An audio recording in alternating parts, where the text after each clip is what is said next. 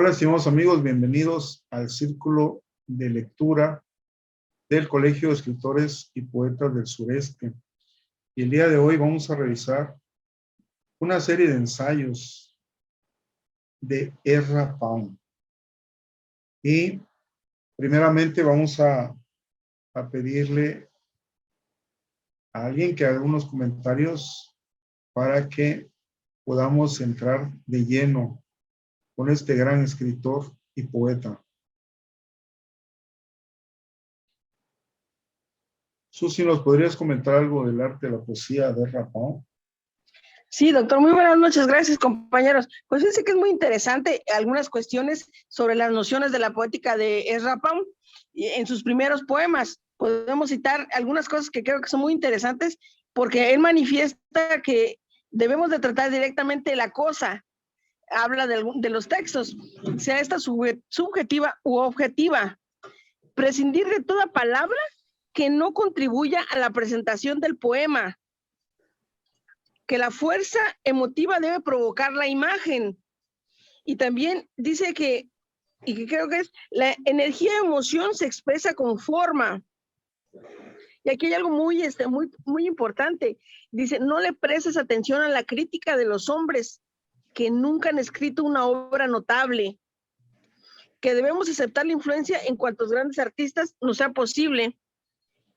Pero también tenemos de tener la decencia de reconocer abiertamente la deuda o ocultarla. Que no ocupemos ornamentos, solamente los buenos. Crear un ritmo absoluto, es decir, un ritmo en la poesía que corresponda exactamente a la emoción o a la huella de la emoción que se intenta expresar. El ritmo de un poeta debe ser interpretativo, personal, infalsificable. También dice que nadie escribe muchos poemas que importen y que solo la emoción perdura. Creo que es muy interesante esto que se manifiesta aquí en algunas nociones de los primeros poemas de Ezra Pound. Pues creo que... Sí, Susi, de hecho, interesantísimo lo que mencionas con respecto a algunos puntos que él nos está planteando para cuando escribamos poesía. Así es. Y realmente es un autor muy interesante, Ezra Pound, que presenta el Colegio de Escritores y Poetas del Sureste, porque no hay fórmulas para escribir versos o escribir poemas, y él habla de una serie de ejercicios para desarrollar la imaginación y crear versos a partir de las palabras, puesto que todos los oficios requiere de que ensayemos, que practiquemos una y otra vez para que el resultado final sea como nosotros queremos. Pero ahora, ¿cuál será el fin que perseguimos? Porque si se quiere ser el mejor en lo que hacemos, tener el reconocimiento de la comunidad, mejorar la economía personal, eso se planteaba en el arte de la poesía de Ezra Pound. Este poeta americano de origen estadounidense que tiene una vida, digamos que un poco larga, afortunadamente para todos nosotros, puesto que fue prolífico en lo que hacía. Ezra Weston Clomis Pound, poeta, ensayista, músico, crítico, y que predica lo que es el rescate de la poesía antigua, pero a través de una modernización de esta poesía. Una concepción moderna, conceptual, pero al mismo tiempo fragmentaria. Se gradúa en la Universidad de Pensilvania, luego se instala en Londres y empieza su producción con varios libros, como los que mencionamos, los que vemos a continuación, y como podremos revisar esos versos y además lo que contiene estos ensayos que pareciera que estuvieran dirigidos a todos nosotros y que van a traspasar las épocas.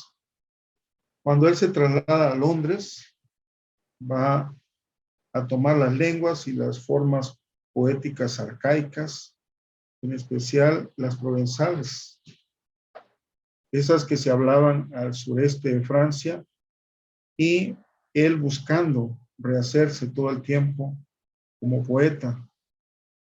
Fue amigo de W.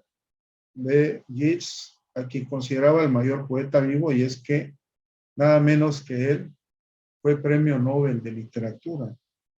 Y en algún momento Ezra Pound trabajó con él. Y entonces, ¿quién era este poeta? Cuando nosotros vemos un poema de Yeats, El indio a su amor, y aquí vamos a pedirle a Jesús si nos quiere leer este poema del indio a su amor, para que veamos con quiénes estaba relacionado Ezra Pound desde cuando inicia a escribir. ¿Sí, amigo a Jesús?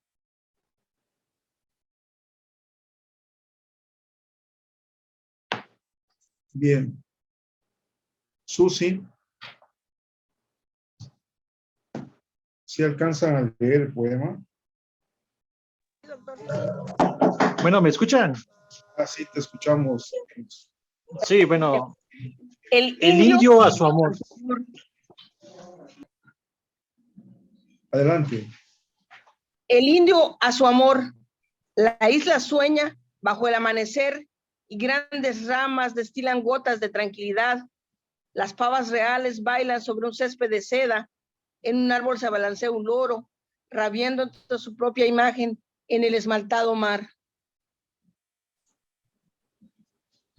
Aquí amarraremos nuestro barco solitario y pasaremos siempre con las manos enlazadas, susurrándonos dulzura a los labios a través de la hierba, a través de las arenas, susurrando cuán lejos están las tierras agitadas.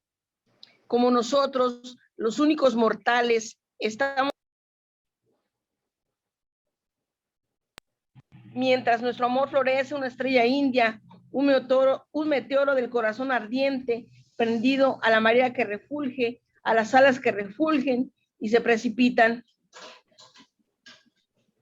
Aquí amarraremos nuestro barco solitario y pasaremos siempre con las manos entrelazadas, susurrándonos dulzuras a los labios, a través de la hierba, a través de las arenas, susurrando cuán lejos están las tierras agitadas.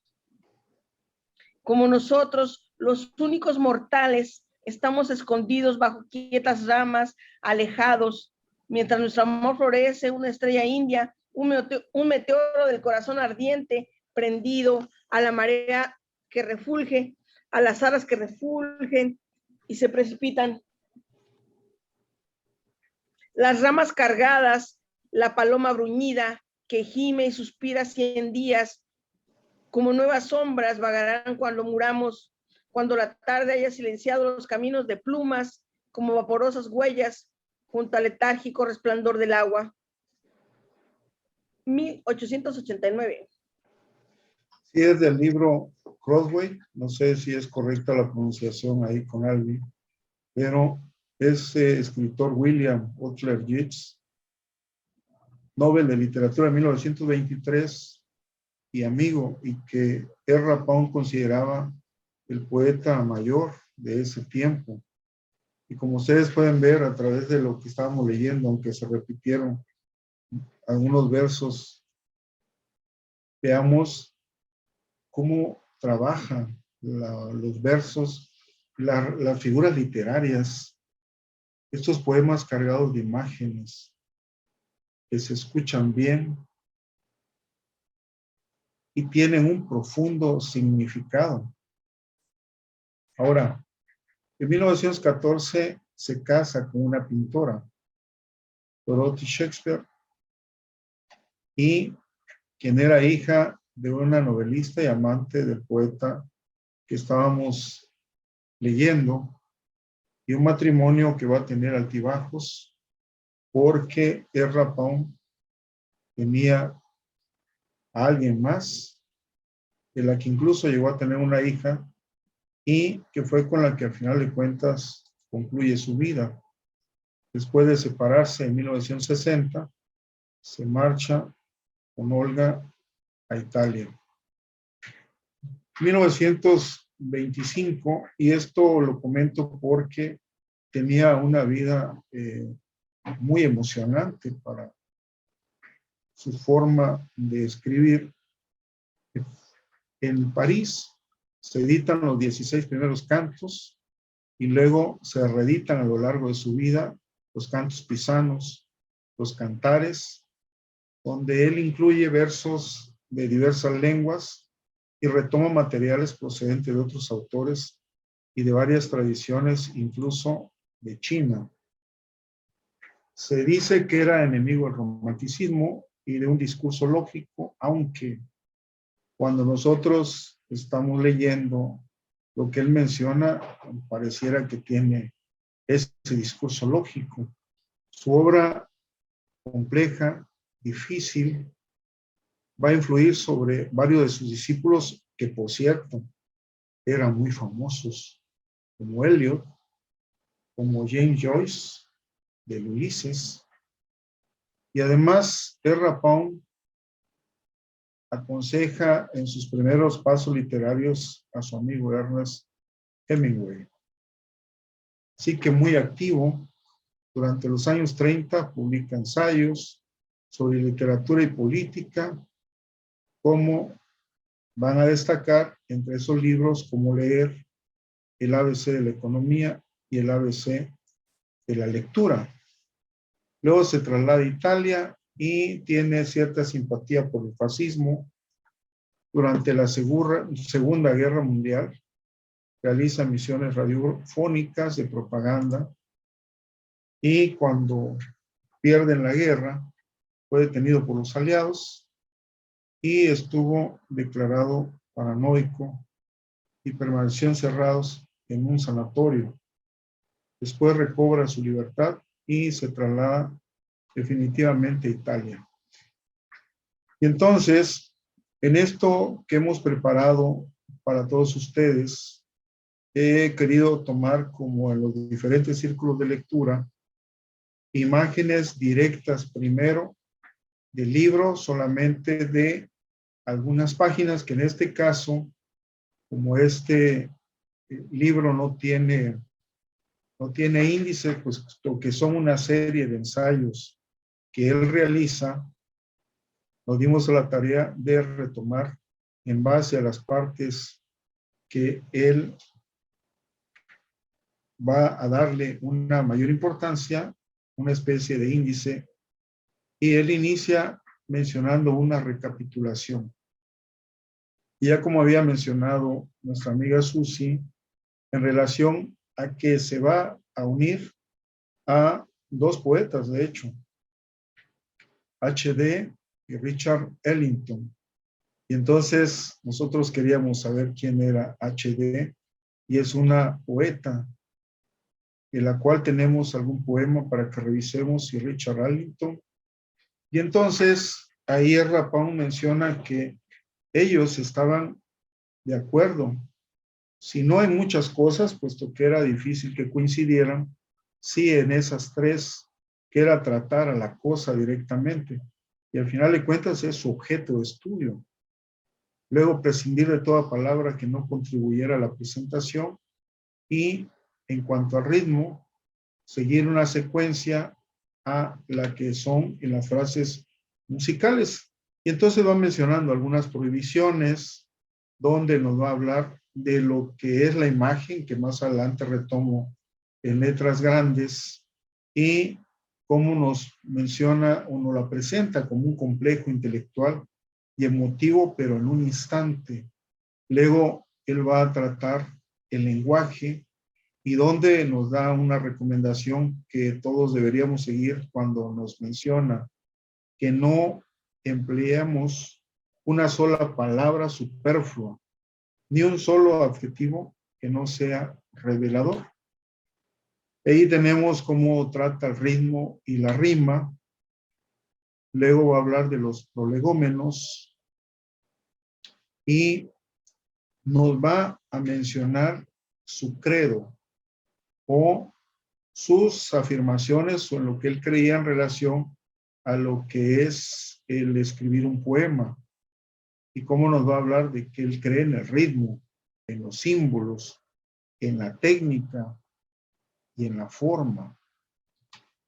Y en este escritor que nos menciona por ahí de 1917, en uno de sus ensayos, bueno, ¿qué hay que añadir en 1917? Y cuando ya el verso libre estaba en una forma dinámica extendiéndose, y entonces él va a mencionar eso, ¿no? Ese apetito por el verso libre que se debe al gusto por el verso basado en la cantidad, se hace sentir después de años de hambre.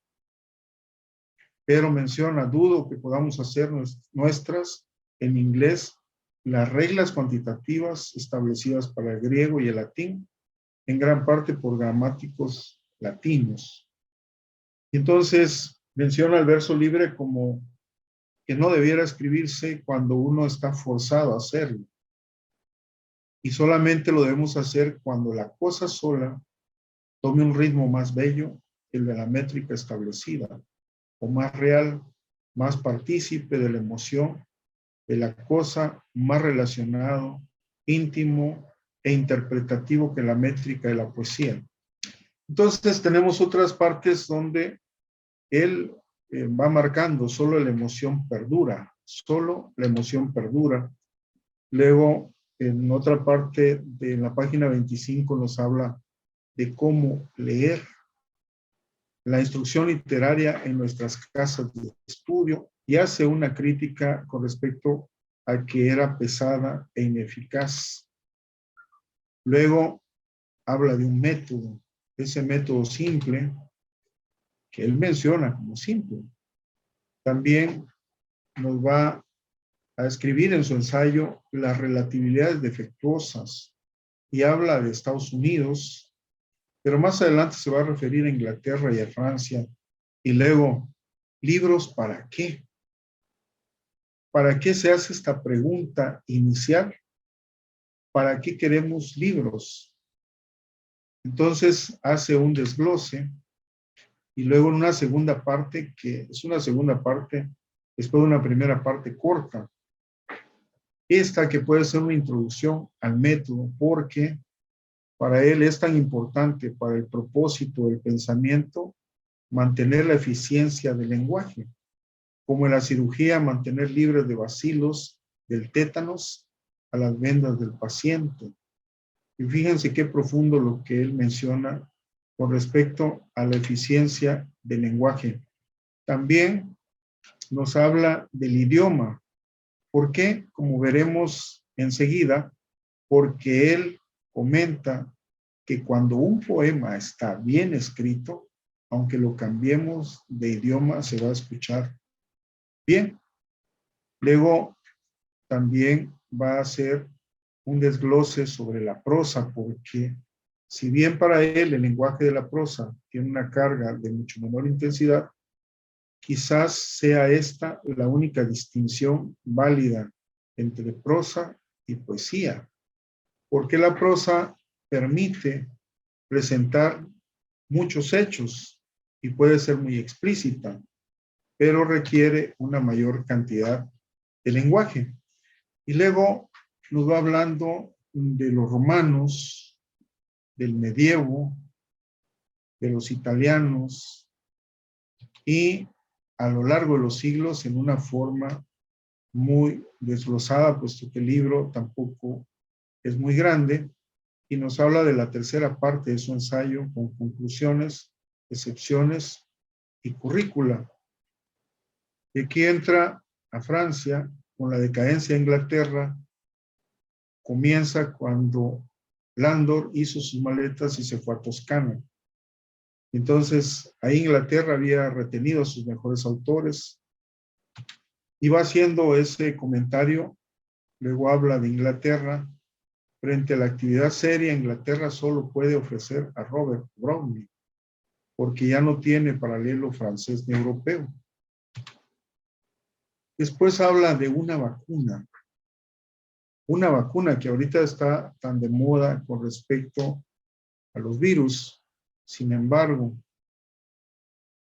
¿sugiero algún remedio? Menciona, se interroga, sugiero varios remedios, sugiero mandar.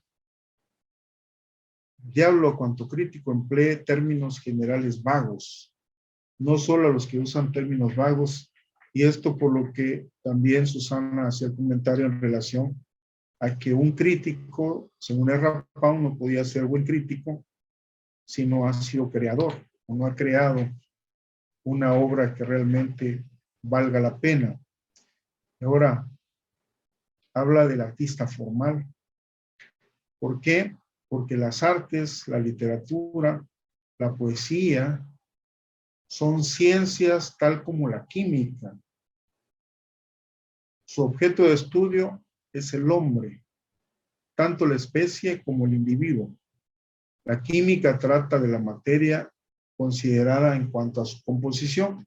Nosotros como médicos lo sabemos, en lo que sería la biología molecular o el nivel molecular. En cambio, las artes nos dan un gran porcentaje de los datos duraderos e inapelables respecto a la naturaleza del hombre inmaterial, del hombre que se considera una criatura pensante y sensitiva. Y empiezan donde la ciencia médica termina, o más bien duplican en parte esa ciencia. Los límites de ambas artes se entrecruzan. Y va haciendo una disertación sobre la medicina y lo que es el arte de la poesía. Nos va a hablar de la emoción y la poesía. Y como pueden ver aquí, ya en la página 75, que ya pasa de la mitad, él se mete a lo que es la emoción y la poesía. Comenta, no es fácil ser un gran poeta. Es obvio, si lo fuera, mucho más gentes lo habrían logrado. En ninguna época de la historia ha estado libre el mundo de gente que ha tenido algunas ganas de ser un gran poeta, y no pocos que se han esforzado concienzudamente por serlo. Luego trabaja la misión del maestro, porque para él los artistas son las antenas de la raza. Y va a explicarlo porque comenta, si esta afirmación es incomprensible y sus corolarios necesitan alguna explicación, digamos que los escritores de un país son los voltímetros y los manómetros de la vida intelectual de una nación. Ahora, esta parte del ensayo, ya casi al final, cuando menciona en sus críticas la constante prédica a la chusma, entonces cuando uno considera esta cuestión de traducción, pero si se analiza y se ve una y otra vez la misma mentira, no tiene caso hablar de mentiras a los ignorantes, pues carecen de criterios. Algunos consideran que engañar a los ignorantes es una maldad, pero al demagogo le interesa apoyar su profesión y demostrar que la demagogia es la máxima obra de Dios, y por eso leemos por milésima vez que la poesía se escribe para entretener. De la siguiente manera, los comienzos de la poesía inglesa, realizada por una gente guerrera y ruda para entretener a los hombres de armas, o para los hombres que se sentaban a la mesa de los monjes. O estas afirmaciones se hacen para obtener favores de otras personas sentadas frente a estériles mesas gordas, o se hacen por ignorancia, que es charlatanería cuando pretende pasar por sagrado impecable conocimiento. Y así se va haciendo esta crítica de quienes mencionan que la poesía es para entretener, y luego tiene en otra parte ese ensayo del señor Hosman, el Little Better, con el volumen con una nota de un amigo que menciona que ha perturbado a muchos críticos, Cambridge. Esto va a rematar con las zonas críticas. La crítica por discusión. Y aquí hay una parte donde habla de este gran filósofo que todos reconocemos, que es Aristóteles, discípulo de Platón, que no era ni poeta, y él menciona esto, que tampoco era un imbécil completo, porque se contentó con formular algunas relaciones generales interiores y exteriores de las obras ya existentes. Se está refiriendo a la poética de Aristóteles. Y luego tendríamos que analizar la forma como hace la crítica, porque realmente no está tratando de ofender a Aristóteles. Cuando menciona, seguramente es el padre de la mayor familia bastarda de todos los filósofos, fulano, mengano, perencejo. Todos tratan de decir lo que el próximo escritor debe hacer. Más bien aquí pareciera que Rapin está haciendo una crítica al hecho de que debamos seguir unas reglas estrictas y quitar muchas partes que debería llevar un poema en referencia a los que se consideran críticos. Y luego ya parte al final, donde él continúa cerrando, pero más bien no es un cierre porque era una serie de ensayos que estaban armados. Cuando en las últimas 2 hojas, que son estas, termina él una parte, dice: el naufragio de un... Dejo intacta mi afirmación en las notas sobre James, pero la voluntad de Dios cambia con el tiempo. El naufragio de un barco del siglo XV puede ser por la voluntad de Dios, mientras que un desastre en una tormenta de las mismas proporciones se vería hoy en día a un escandaloso descuido en la construcción, en la navegación o en el cuidado de las máquinas. Algunas infamias del año 12 son tan innecesarias como morirse de sed en la ciudad de Londres. Hay un tiempo en estas cosas. Es obvio que no todos habitamos el mismo tiempo. Y con eso cierra en este libro. Y entonces cuando nosotros vemos cómo alguien retomó sus ensayos y trató de hacer este libro, vemos una recapitulación, algunas provisiones, el lenguaje, y así vamos viendo cómo lo va distribuyendo a través de las diversas páginas que forman este libro. Libros para qué, lo que puede ser una introducción al método, y luego la tercera parte que les había dicho que eran muy poquitas hojas.